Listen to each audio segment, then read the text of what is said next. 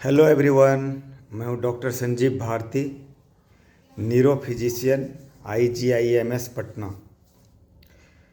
मैं बहुत दिनों के बाद ये वीडियो लेके आ रहा हूं और आज जो मेरा टॉपिक है ये कॉमन आदमी का जो क्वेश्चन रहता है OPD में उस पे है। कॉमन आदमी बहुत सारा आता है, जैसे बोलते हैं आपको तो BP है, हाइपरटेंशन है, दवा लेना ज़रूरी है। तो पहला क्वेश्चन जो होता है कॉमन आदमी का वो होता है, सर सब दिन दवाई खाना पड़ेगा या 1-2 महीना में कंट्रोल हो जाएगा, या ऐसा नहीं हो सकता है कि बिना दवाई का काम चल जाए। तो आज जो मैं एड्रेस कर रहा हूँ टॉपिक ये कर रहा हूँ कि अगर किसी को ब्लड प्रेशर का बीमारी है तो बिना दवा का कैसे चाहें तो BP कंट्रोल रह सकता है। अगर BP कंट्रोल नहीं कर पाए तब तो फिर दवा खाना ही होता है, और अगर दवा खाना है तो कौन सा दवा खाना है। तो मेडिकल जो प्रैक्टिशनर है, मेडिकल स्टूडेंट के लिए भी मैं बताऊंगा कि अगर BP का दवा देना ही है तो कौन सा दवा देना चाहिए, कम डोज में शुरू कैसे करना चाहिए, फिर कैसे धीरे धीरे BP मॉनिटर करना चाहिए। क्या होता है, किसी का पहली बार में BP का पता चला, जो न्यू प्रैक्टिशनर हैं या नॉलेज बहुत अच्छा नहीं है, वो क्या करेंगे, एक ही बार में हाई पावर का दवा लिख देते हैं। मरीज को तो BP घट जाएगा, 1-2 दिन अच्छा लगेगा, उसके बाद से धीरे धीरे और जब BP होगा तो मरीज को पूरा वीकनेस हो जाएगा बॉडी में। कभी कभी तो हॉस्पिटल जाने की भी हालत हो जाती है।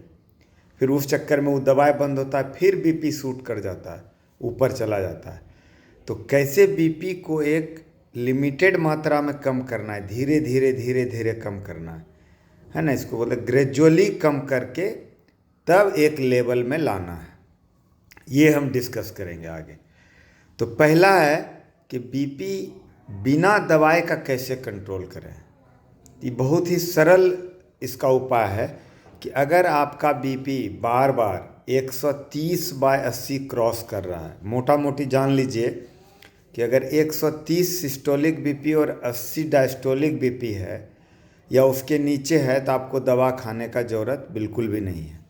लेकिन अगर आपका 130 क्रॉस कर गया ऊपर वाला BP, ज़्यादा हम लोग जो है ऊपर वाला BP ही काउंट करते हैं, डायस्टोलिक BP नीचे वाला का भी वैल्यू है, लेकिन मेनली टारगेट जो होता है वो सिस्टोलिक BP होता है। जब ऊपर वाला आप कंट्रोल करेंगे तो नीचे वाला खुद हो जाएगा। तो 130 के अगर ऊपर BP आपका जा रहा है और आप पहले से कभी दवा नहीं लिए हैं तो आपको 2 प्रयास कर सकते हैं कि BP का दवा नहीं खाना पड़े। पहला, आप कम से कम 2 किलोमीटर डेली, कम से कम 3 किलोमीटर हो जाए तो और अच्छा है, 2 से 3 किलोमीटर डेली टहलना चालू कर दें। अगर सुबह में हो तो बहुत अच्छा, नहीं सुबह में टाइम मिले तो आप शाम में भी टहल सकते हैं, लेकिन आपका बॉडी का मूवमेंट कम से कम 2 से 3 किलोमीटर डेली होना चाहिए, सप्ताह में कम से कम 5 दिन।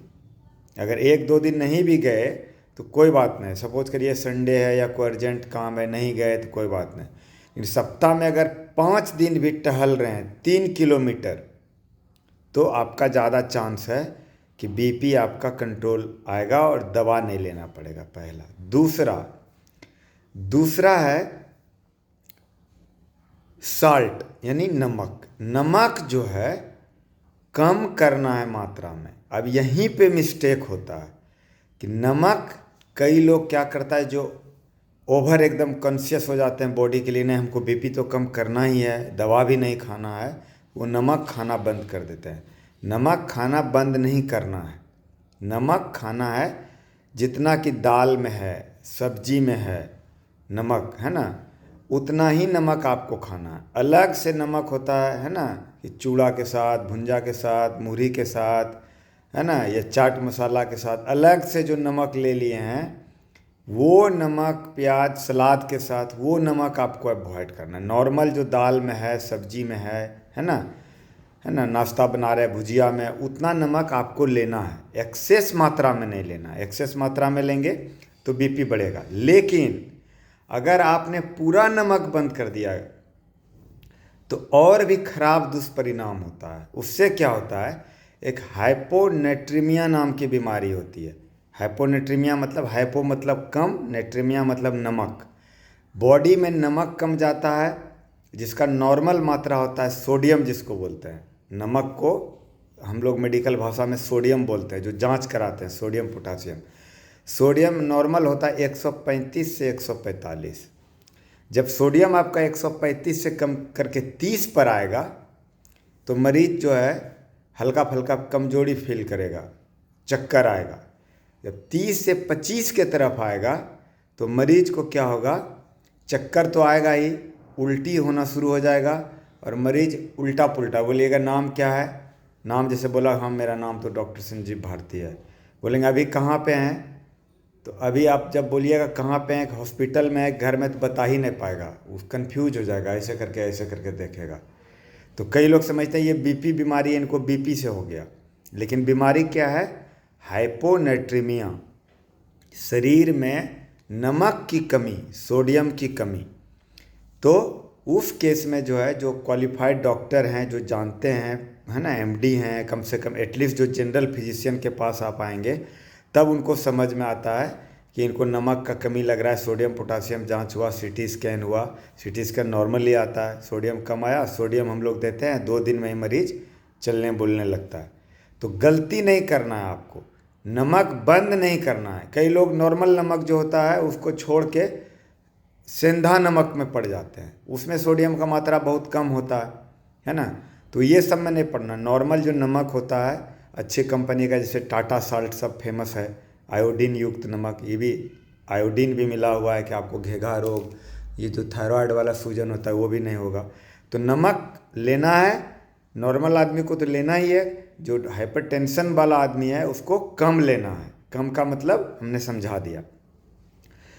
तब आता है, इसके बाद भी आप देख लिए कि नहीं मेरा बीपी तो 135, 40, 45, 50 ही रह रहा है, सब करके देख लिए, तब आपको दवा लेना है। दवा लेने जैसे ही बात आती है तो खास करके जो पढ़े लिखे लोग हैं उनको और क्या होता है, उनको लगता है सर जीवन भर दवा लेना पड़ेगा, जीवन भर दवा लेंगे, दवा का साइड इफ़ेक्ट होगा, तरह तरह की बातें मन में आती है। फिर लोग गूगल करते हैं कि हम लोग जो दवा शुरुआत करते हैं, सपोज करिए किसी को हम लोग शुरू किए एम्लोकाइंड या एम्लोसेफ, अब उसका 25 साइड इफ़ेक्ट किताब में गूगल में दिया हुआ है, तो आदमी घबरा जाता है। पढ़ा लिखा आदमी ज़्यादा घबराता है, इसमें तो अरे पैर में सूजन हो जाएगा, कब्ज हो जाएगा, ये हो जाएगा, वो हो जाएगा। तो इसमें नहीं पढ़ना है। क्यों? क्योंकि अगर आप वो पढ़ने लग जाएंगे तो वो जो साइड इफ़ेक्ट लिखा रहता है उसमें से 1-2 ही जो कॉमन होता है वो मरीजों को होता है, बाकी सब रेयर होता है। 1000 आदमी लिया तो 1 आदमी को होगा। लेकिन अगर आप ये सोच के दवा नहीं लिए कि नहीं इस दवा का साइड इफ़ेक्ट होगा, तो एक याद रखिए, एक लाइन है मेडिसिन में, है ना, एक एम्स दिल्ली के एक डॉक्टर थे मेहरबान सिंह, उनका एक बुक था, उनका एक कोट था कि diseases harms more than medicine. अगर आपको मान लीजिए कोई बीमारी है ना, बीपी का है, शुगर का है, तो दवाई का भी साइड इफ़ेक्ट है, लेकिन दवा का साइड इफ़ेक्ट अगर 1% है, लेकिन अगर दवा नहीं खाएंगे तो वो जो बीमारी का जो साइड इफ़ेक्ट है शरीर पर वो 100% है।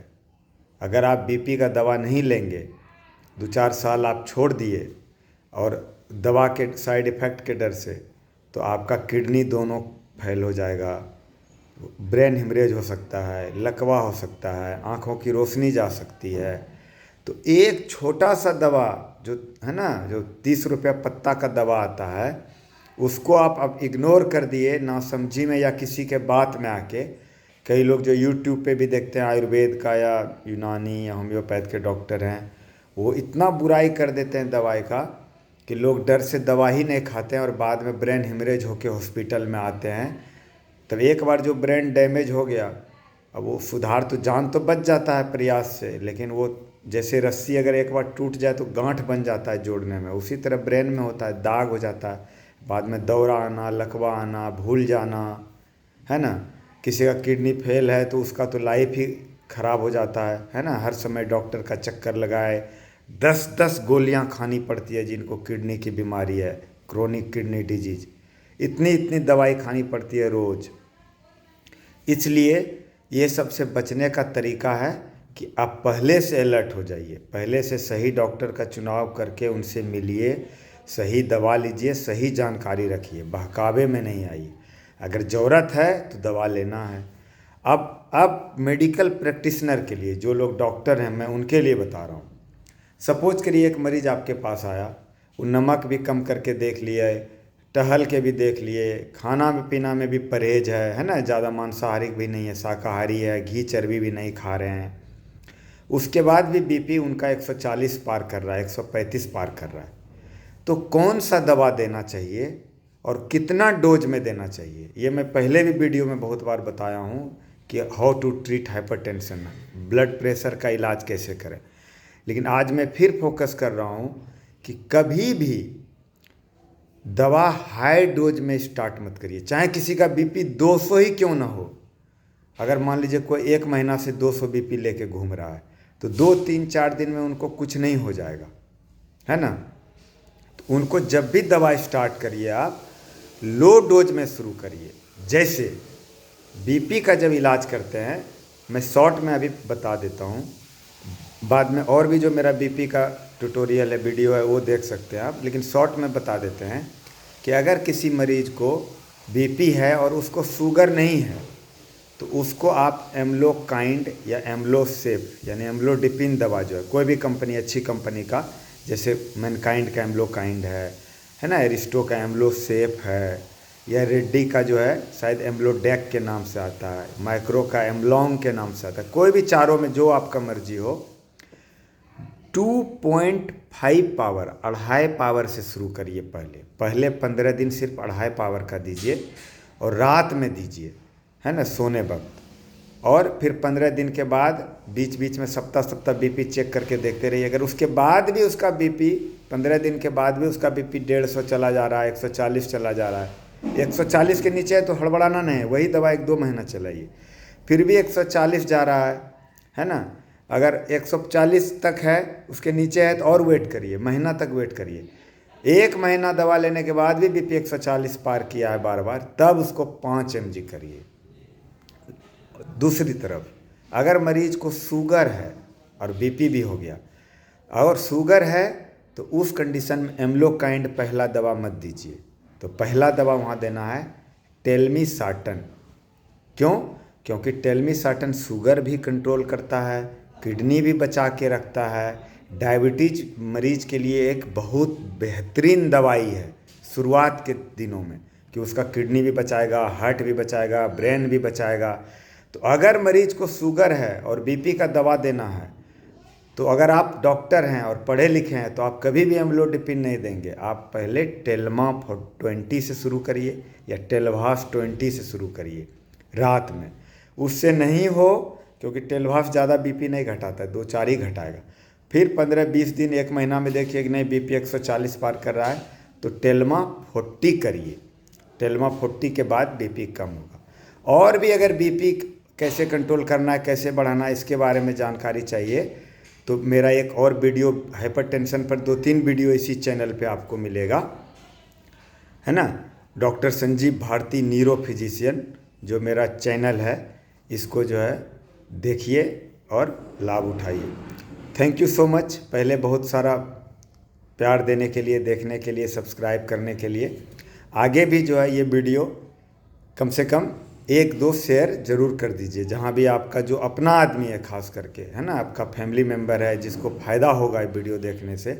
तो फेसबुक पे देख रहे हैं या यूट्यूब पे देख रहे हैं, तो एक बार व्हाट्सएप में स्टेटस लगा दीजिए, है ना, या फेसबुक पे एक बार शेयर कर दीजिए। Thank you so much. और भी वीडियो देखना चाहते हैं तो जुड़े रहिए, बीच बीच में आएगा। थोड़ा सा अभी बिजी शेड्यूल है हमारा, इसलिए कम वीडियो आ पाता है, लेकिन अब कोशिश करेंगे कि महीना में कम से कम 4-5 वीडियो ज़रूर दें। Thank you so much.